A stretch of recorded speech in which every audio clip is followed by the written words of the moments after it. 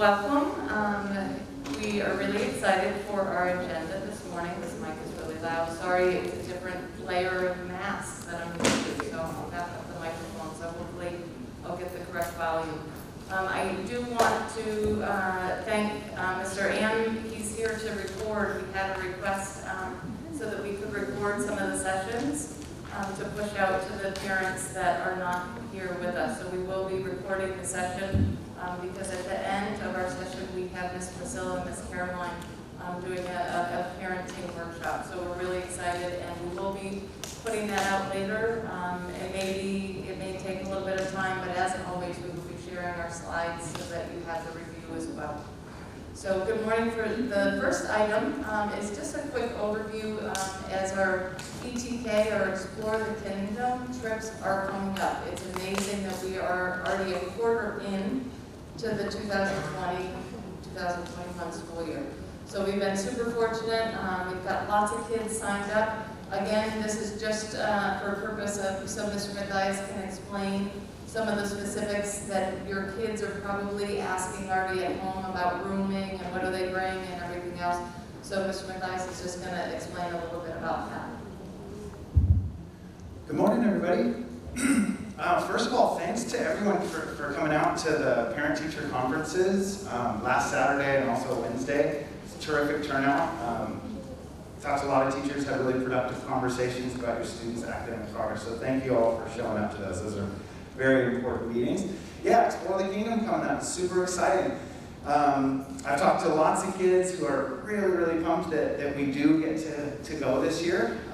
Glad that things are okay in Thailand in terms of COVID and all that, so that we do get to go on these trips. And I just wanted to share a bit of information with you now, because like Gretchen said, you're probably starting to hear some questions and some excitement at home.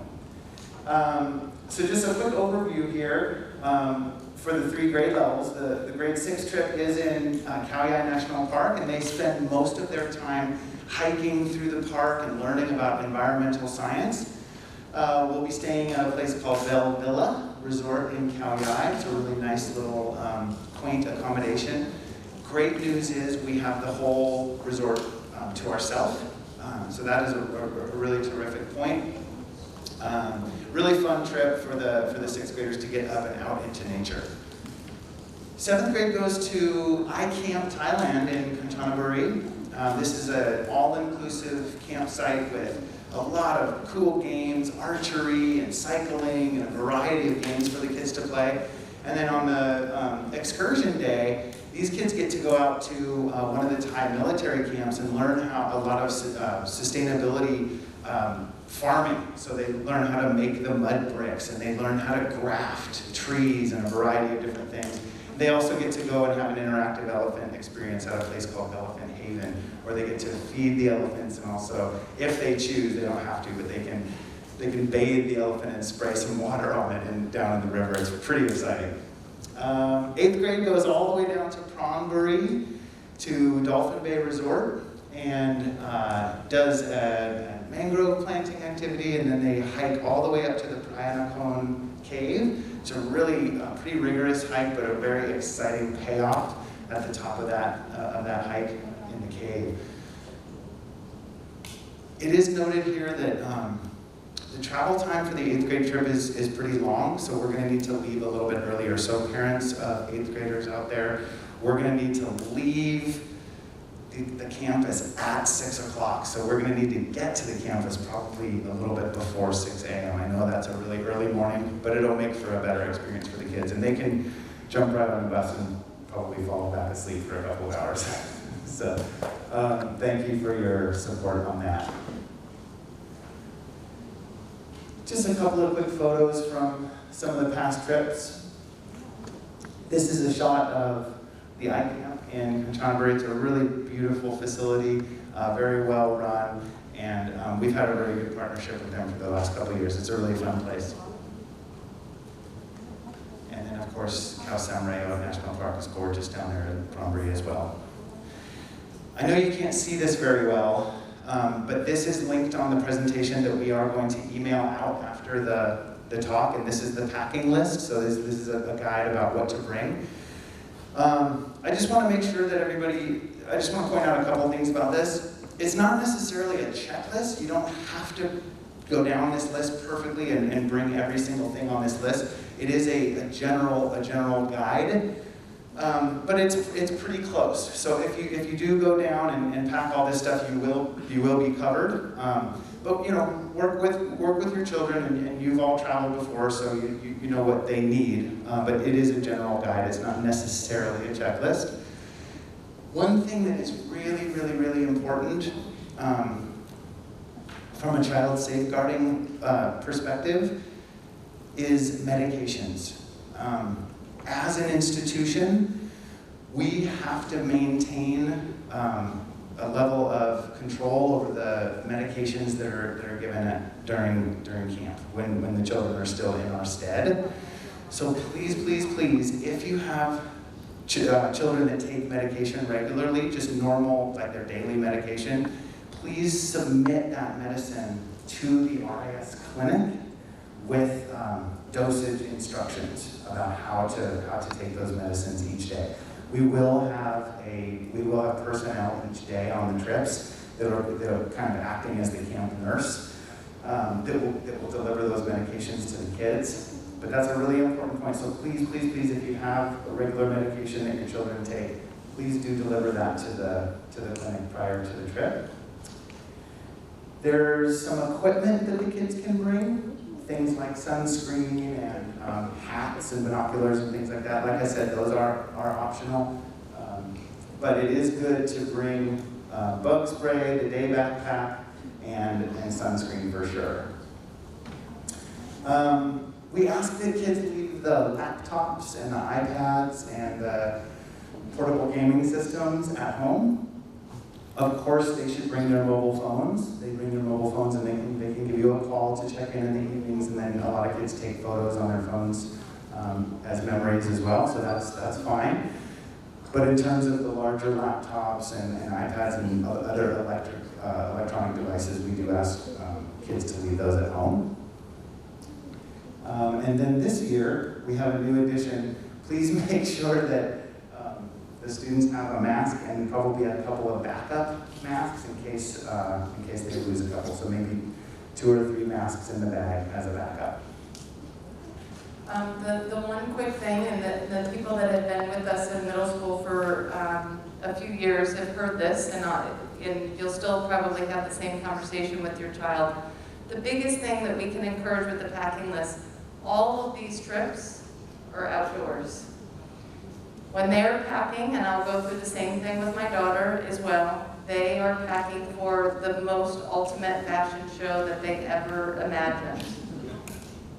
So please try to weigh in and find that balance to make sure that they've got some practical items.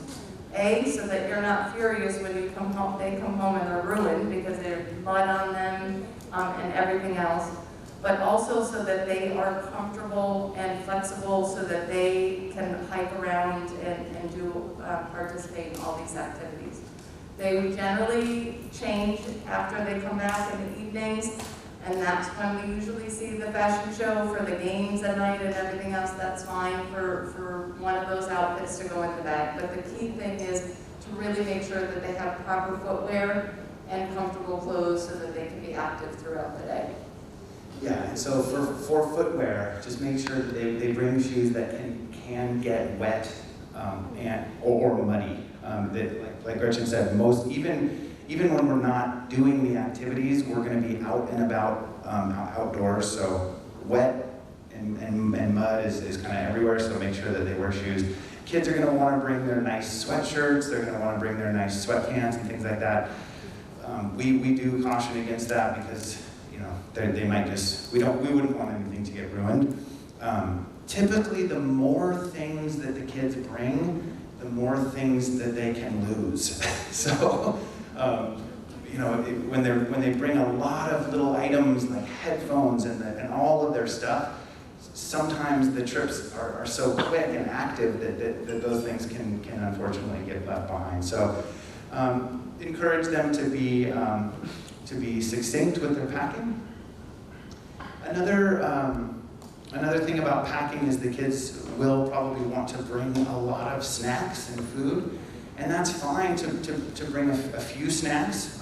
All of the trips are going to have an opportunity to stop at like a 7-Eleven on the way to the resort to pick up a bag of chips or a pop or something like that. But we don't want to bring, you know, a macro cart load of mama noodles or of snacks for them. There's going to be plenty of food for them to eat. So keep that in mind as well.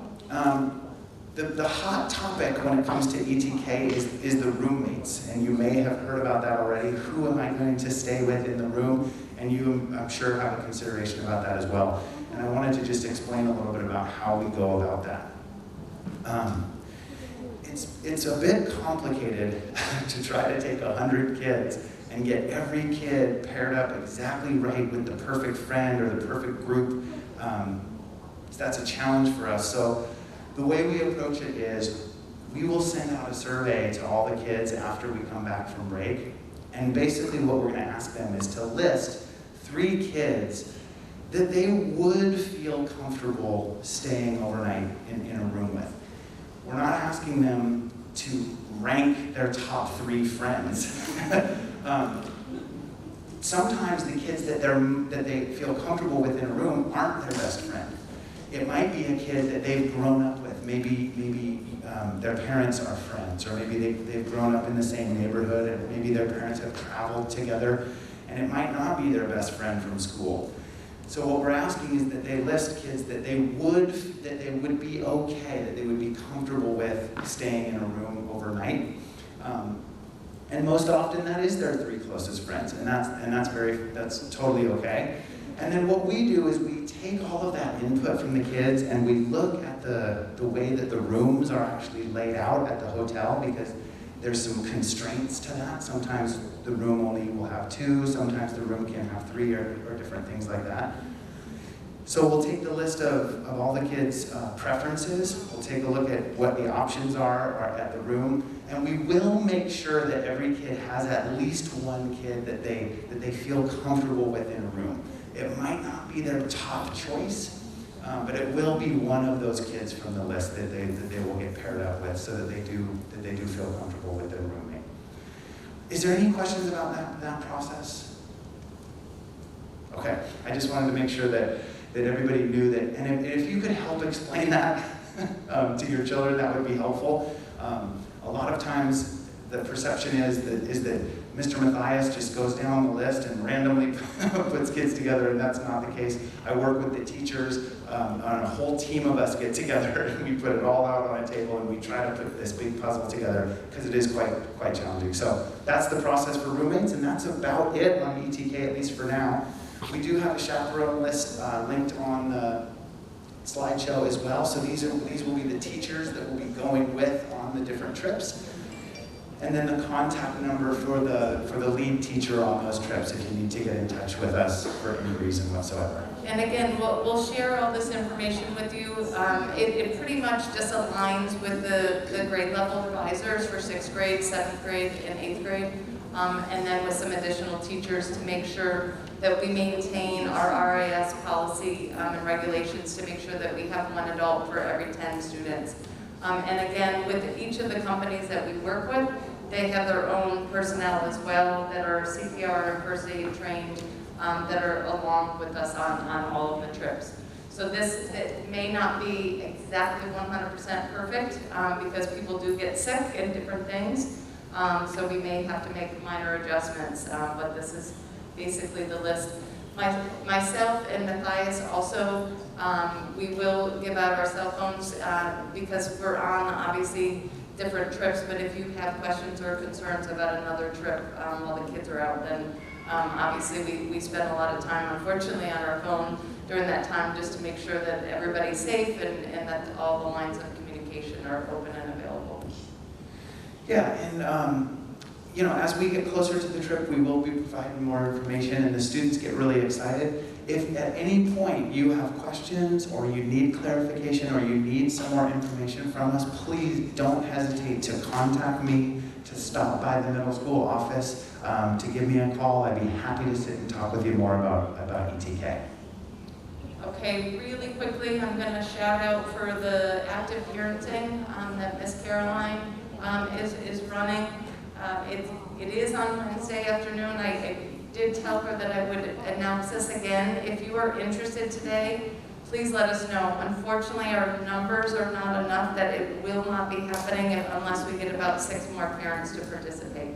So it is on Wednesday, starting right after break. So if you are interested, please let us know it today. It would be really unfortunate, but it's just too much work, and we just have a very, very small group this semester. And I know I'll just put in a quick shout out. I know lots of us have been having conversations about how to manage students with their phone use and their laptop use. That's a big part of what Miss Caroline covers, and she covers a lot of really effective strategies. So if you're interested in learning about how to manage social media or any of the technology with your kids, please consider signing up for that course because it's really helpful.